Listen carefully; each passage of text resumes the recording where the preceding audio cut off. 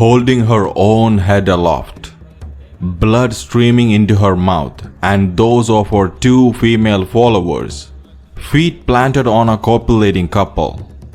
Chinnamasta is an audacious incarnation of the divine feminine energy. Namaste everyone. According to the yogic spiritual tradition, the headless state reveals our genuine inner nature of the divine and fully detached witness. The headless image of Chinnamasta caused along the centuries many adverse reactions and erroneous interpretations, even amongst the specialists in Sanatana Dharma, as she was associated with obscure magical practices and traditions of Tibet and Bharatha. Today, we are going to learn who she really is. In Shaktism, there are two main traditions, Srikulam and Kalikulam. Chinnamasta is a goddess in the Kalikulam tradition. Goddess Chinnamasta is mentioned in many ancient Sanatana scriptures including Shiva Purana, Skanda Purana, Devi Bhagavata Purana, and also in many tantric texts. For example, let's take Shiva Purana. Section 5, Chapter 50, Hymn 28 and 29. Yadasminatre tasya Shariradram Yammurthaya Kali Tara Chinnamasta Srividya Bhuvaneshwari Bhairavi Bhagala Dhuma Srima Tripura Sundari Madangi cha Mahavidya Nirgata Desha Sayuddha. Meaning, in the meantime, 10 beautiful forms of Adi Shakti came out.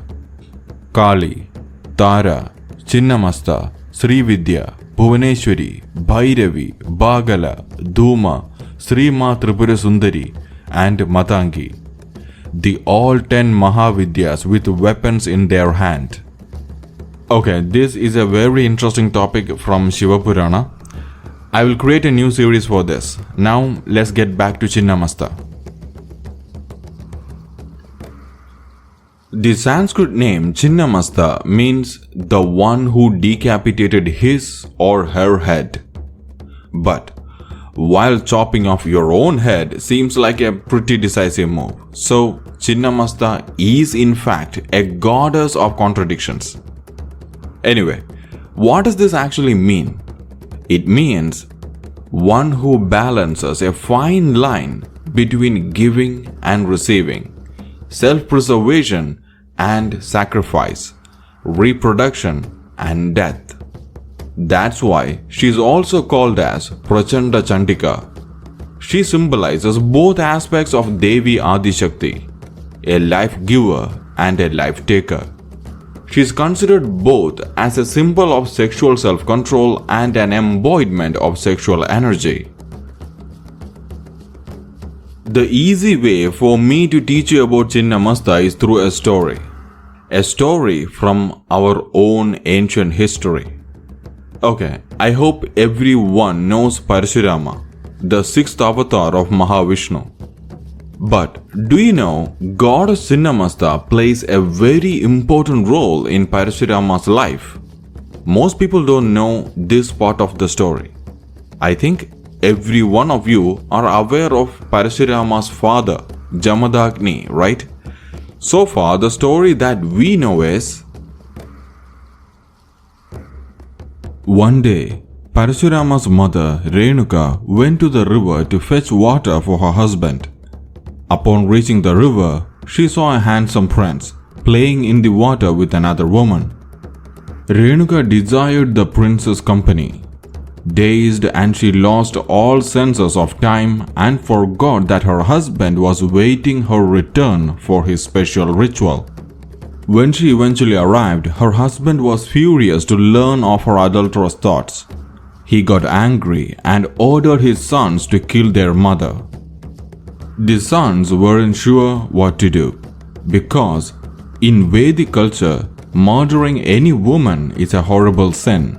On the other hand, disobeying an elder's command, especially the father's, is also a great offense. So the elder sons declined to obey his command. Jamadagni then instructed his younger son Parashurama to kill his disloyal mother and the disobedient brothers. Parashurama knew that his father is a very powerful sage. If he refused to carry out his father's orders, he would be cursed. So he decided to fulfill his father's wishes. Parashurama's father Jamadagni was pleased with Parashurama's loyalty and offered him a blessing.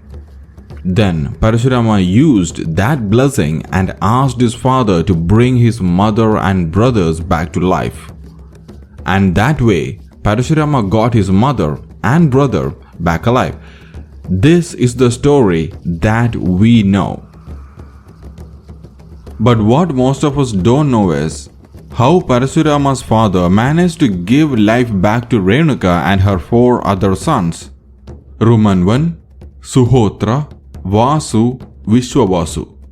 So what actually happened was, Parashurama's father Jamadagni prayed to Adishakti, and Adishakti manifested in the form of Chinnamasta and gave life back to Renuka and her sons. So the representation of Chinnamasta in the history of Parashurama teaches us that we must have control over our desires. Renuka lost control on her sexual desires and forgot her duties.